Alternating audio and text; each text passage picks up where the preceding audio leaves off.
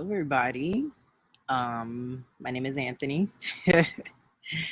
Welcome to my uh, video that I want to discuss today. I want to talk about depression is real. Um, as many of you know, hey Jazz, as many of you guys know, I do have a page called SPADE, and I'm bringing awareness to the African American community regarding mental illness.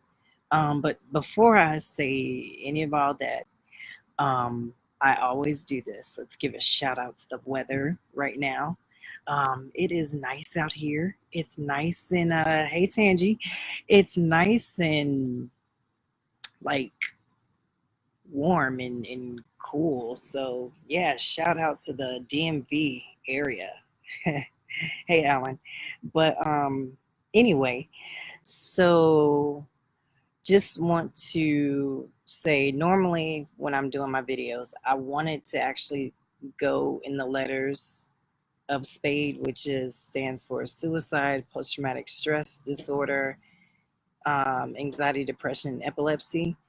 But depression has been so heavy these last few past weeks, whatever. I've read so many different stories on what's been going on with depression that, I definitely wanted to touch bases on this. I will talk about PTSD.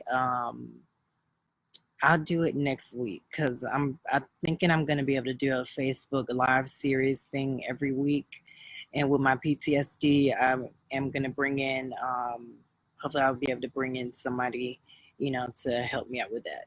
But back on depression. So depression is real. I know when you scroll through your friends like posts, how many of you guys, you say that, hey, I'm depressed, or, I'm just not feeling it today or anything like that. And you just read these different posts. And, sometimes a lot of people, they don't take that seriously. You just take it, just a grain of salt, like, oh, this person, they're just saying they're depressed or whatever. And that's it. And you just don't really like take notice of it at all. But what if that person in that post that you read and they really are saying like, hey, I'm depressed, but you just look over it and then next thing you know, they end up shooting themselves or committing suicide. And you're just like, wow, I just saw them post something that say, hey, I'm depressed. Hey, I am feeling disconnected or whatever, but I didn't respond or say anything. That's what's been happening a lot.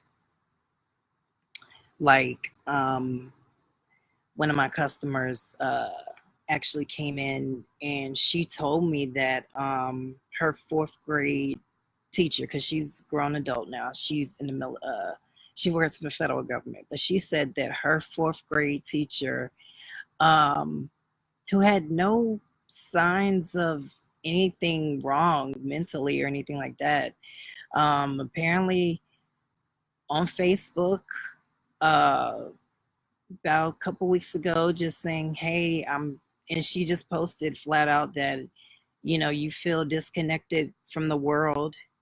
And the next day, she ended up killing herself.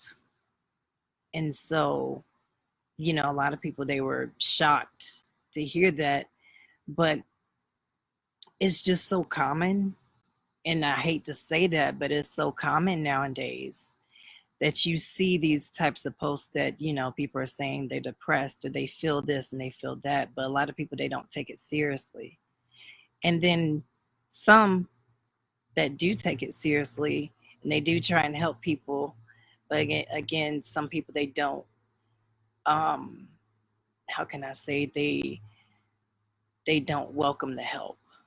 But if they don't welcome help, you just got to keep pushing and saying, hey, I'm here to help you. Hey, look, if you're feeling this way, I'm here. You know what I'm saying?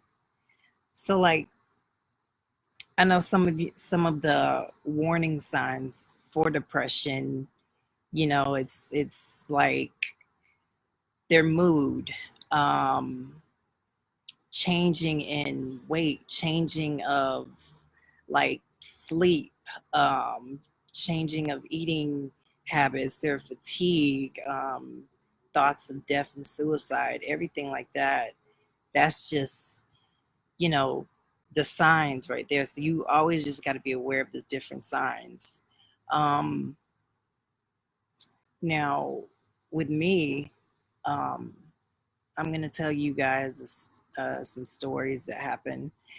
Um, when my last post that I did when I was sharing about my epilepsy and that how I, you know, graduated through college and I achieved, several different goals or whatever, and I was happy and everything like that. But a lot of things you don't know is that after I graduated, um, and I got my bachelor degree, that was kind of it normally it would be a high point for people, but it kind of was a high point, and it kind of was just like, oh my God, I've graduated. What do I do now? Like, you're in a stage of you've lost, you're done with college, now it's you're into the workforce. You've got to find a job. Now you got this degree that you spent money on, so much money, federal loans and all this stuff. Now you got to figure out what you're going to do with your life. Everything, and all this has happened by like age 20. With me, it was like 25, 24, I believe, 24, 25, something like that. And um, I graduated from upstate and I left, and I went to Florida and I lived with my grandparents, and that was 2014. So 2014, July 4th, 2014. I'll never forget that. I went there and I was like, okay, I'm here in Jacksonville, Florida. This should be, I should be doing good. Like, I'm going to find a job. I've got my degree. I'm going to find something. I'm applying different places. I'm applying. I can't find anything. And I'm just like, are you kidding me? Still applying, nothing. And so, mind you, I'm getting like frustrated. And I'm just like, what is going on? What's the point of having this paper that you work so hard for and you still can't do anything about it? So I get a job.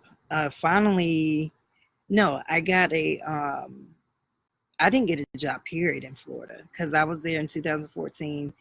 2015, I got an interview at Krispy Kreme. 2015. And after that, I talked with a friend out in Dallas, Texas, and I decided to move out there and stay out there. So went out to Dallas, Texas. I never found work. Mind you, still got this degree. Still supposed to be like, you know, wow, I graduated. I'm the first male in my family. Got this degree. I'm supposed to be going places. Nothing. 2015 comes along. I'm in Texas.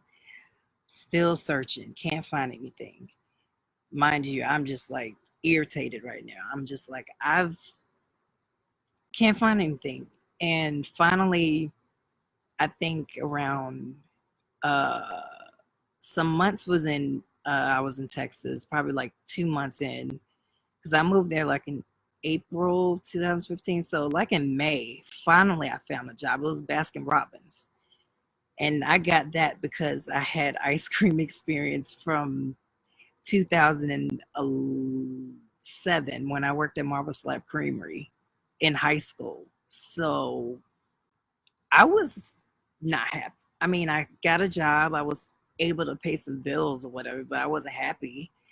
I was like, okay, working, I'm making $8, and no, at that time it was $7.50.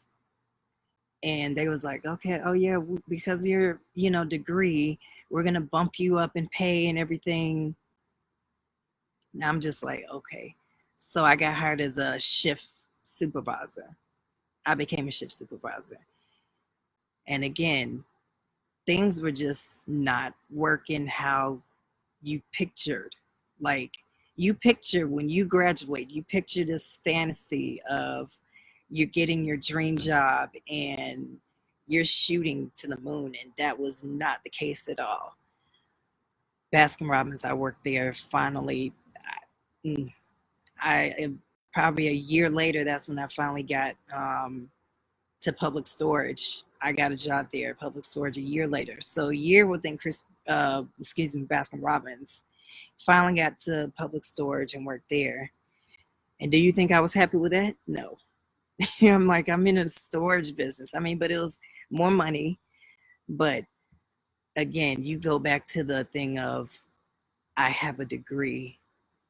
I have a 4-year degree. I have this paper, but I can't get a job. I mean, how many of y'all felt like that? Have any of y'all felt like that? You got this, you got that paper. Those of you guys that have graduated from college, you got this paper, but when it's time for you to go out and find your job, you can't find one because one, either the economy or something is you know, it's not working right. You don't have the work experience with your background or anything like that. It's just rough, and I was so angry and so frustrated. And I was just like, I uprooted my life out here to Dallas, and I'm here working at public storage. And I was just in a dark, angry place. Eventually, uh,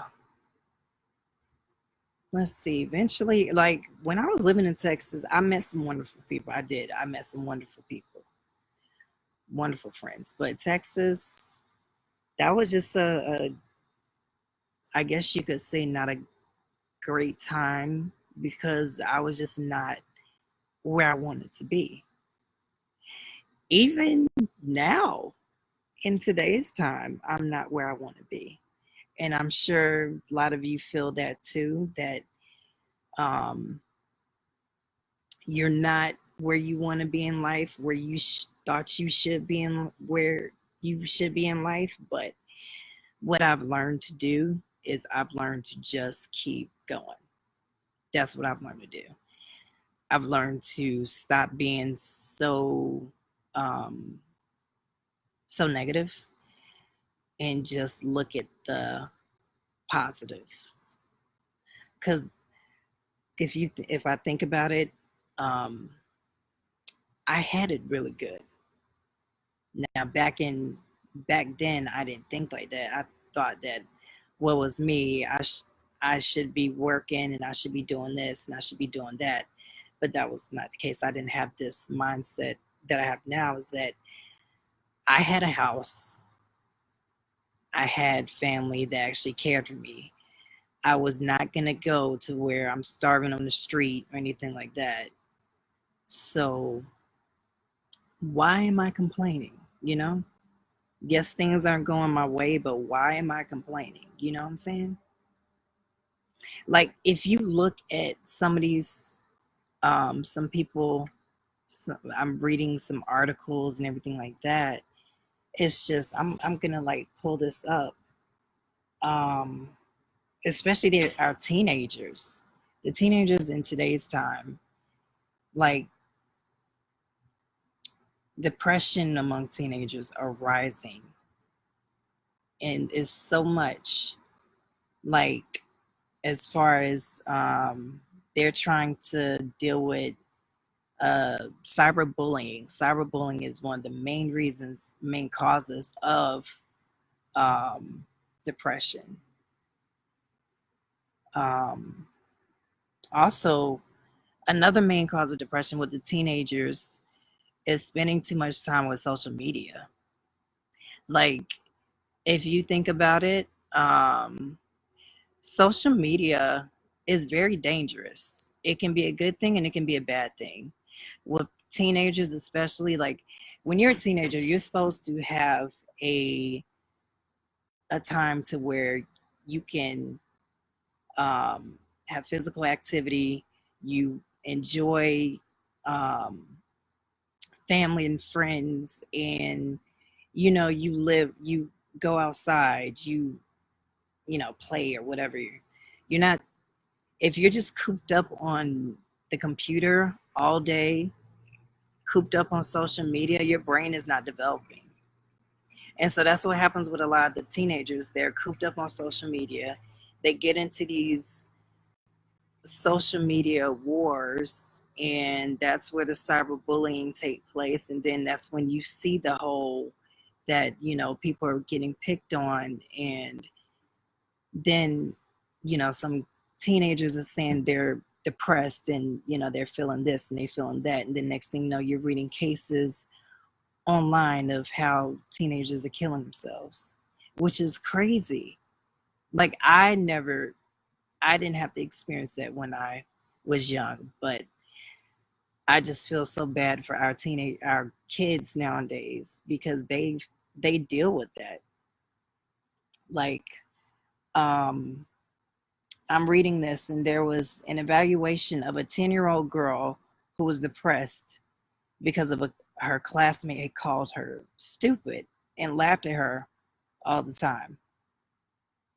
And the teachers, they tried to stop it, but unknowingly, students will still text her throughout the day, calling that girl names and everything like that.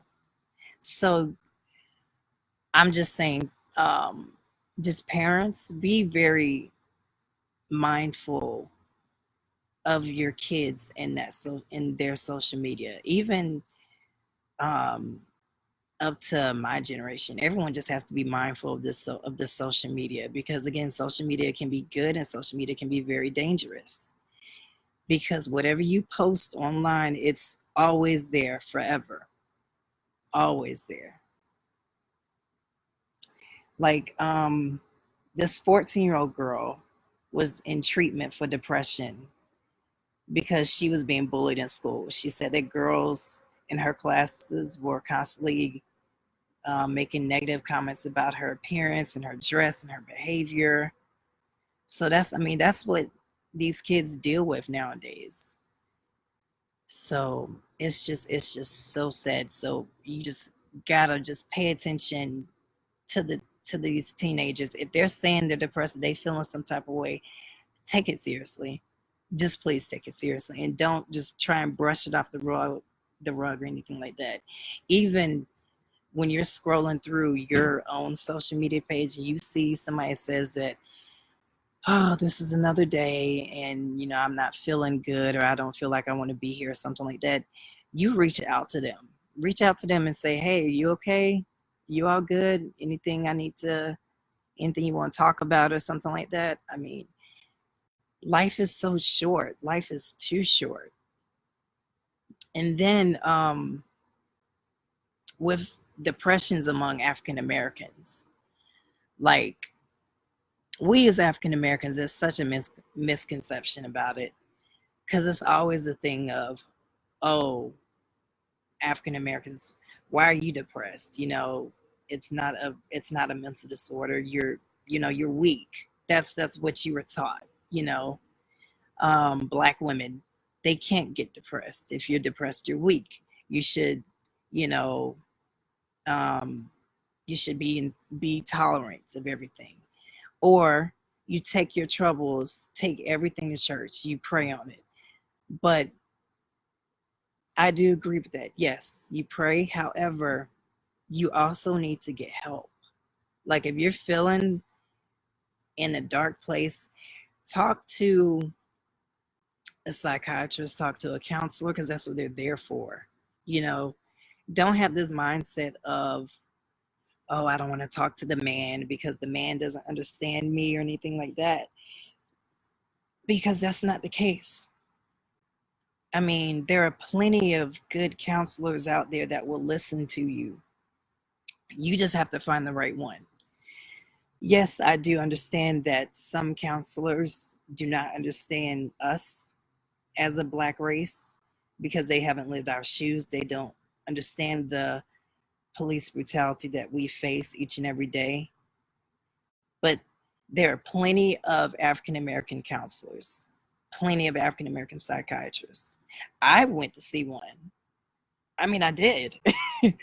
And because my insurance changed over, I have to find me another one. But yes, it felt good talking to somebody, you know? And it's nothing like when you talk to a psychiatrist or counselor or anything like that. That's just a stranger that you can just vent all your feelings. So if you don't want to talk to your family, if you feel like that you're going to get judged, that's what a psychiatrist is there for. You vent, you know? But again, we as African Americans, we have this thing of, people with depression, can't they just snap out of it? Or you go back to the church thing of, oh, church would make everything better.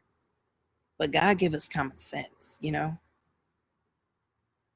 and the quicker you acknowledge you have a problem, the quicker you acknowledge that, you have a mental disorder or you are depressed, the quicker you can get help, the quicker you can catch what's going on, and the quicker you can save your life. Because the thing is, if what's the point of, you know, taking your life? I mean, that you can't, like, don't take your life by any means. Don't do it.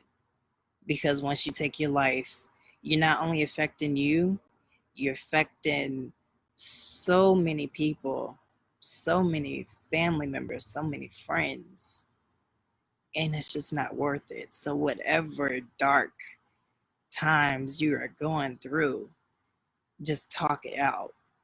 I mean, I have literally talked with people, and I didn't even know that they were going through so rough times. And apparently, I talked them through stuff, and I just changed their perspective on things. And that is why I changed my master's program, because I was initially in digital forensics, but digital forensics, I mean, that didn't really, excite me or anything like that. What I'm now in is mental health wellness. And so that's what's going to help me connect more with what I'm trying to do. Um, so I said all this to say this because I'm not going to keep you guys long. Um, if you're feeling down, if you're feeling depressed, you know, talk to somebody. If you want to talk to me, you can message me. We can talk. I'm here. I recently talked with one of my customers who was suffering from actually PTSD. He told me so many stories. He told me a story of how he witnessed um, a, a killing. He witnessed several killings. He pulled this lady over, and she said, if you pull me over, because I think she was within the court system. She was a banker. She was either a banker or something within the court system. She had a high title, whatever her job was. But she said, if you pull me over, I'm going to kill myself because I can't get caught. You know, I think she was speeding. She was either speeding or possession. She said, I can't get caught, and I can't have this on my record. And he told me that instead of looking the other way, he followed the law, and he pulled her over, and he arrested her or whatever. She went to jail, and the next thing you know, she ended up killing herself. So he's had that on his conscience. He had to kill somebody. So it was other things that he's had to do that he felt, if he had made other decisions, would things be different? And so I listened to him talk because, again, I'm not a medical doctor, so I'm not going to prescribe anything or anything like that. But I listened to him, and I listened to him vent. And he's told me, he was like, you're the first person, because he said he went to the VA because the VA, they don't care about the veterans at all, which, in all honesty, they don't, because I've heard this a lot. The veterans, the vets, they always get the short end of the stick for everything. And so he said that he went to the VA and they told him to go see a psychiatrist, everything like that. And he said he went to two. One, this guy made passes at him. And then another guy, both of them were white doctors. The second one actually was just typing on a computer, just typing away as he was telling his story, just typing away, not even listening to what he was saying. And after he finished telling his story, he was just like, okay, here's some medicine that you can take and basically keep it moving. So he just told me that he appreciated me just actually taking the time out to hear him and to let him vent. And that's what I do. I normally, when people come to me, I tell them up front, I'm like, hey, I do have short-term memory loss. So, because they always say, well, don't tell nobody this, and don't tell anybody that. If a situation is going down between two people, whatever, if they want to keep things confidential, and I'll tell people, okay, yes, your secret, whatever, is safe with me. I will more than likely forget. It's a medical thing. I do apologize. I do have short-term memory loss. It's a medical thing. So if we have this discussion again, you just have to remind me on certain things that we've talked about, and it'll jar something eventually. It will. That's what normally happens. But I mean, I'm a good listener. So if you need somebody to talk to, I will listen. I will listen, and I will give the best advice that I can possibly give. So again, I say all that to say this, and I'll let you guys go. Just if you're dealing with, whatever issue or whatnot, just talk to somebody. And that's it. Again, guys, thank you for joining. I know wasn't a long video this time as it was my last video, so I'm just closing it out. Also, make sure you guys subscribe to my SPADE channel. I will post in the comments the channel, and I'll put this on my YouTube channel, and I'll put this on my SPADE Facebook page. All right, guys, I am out. I did 30 minutes, just about, and I will see you guys later. Next time I will be talking about PTSD, and I'm going to bring somebody in, and I may actually do another segment on depression and bring somebody else in if I can get some people to come in. All right, guys, I will talk to y'all later. All right, see ya.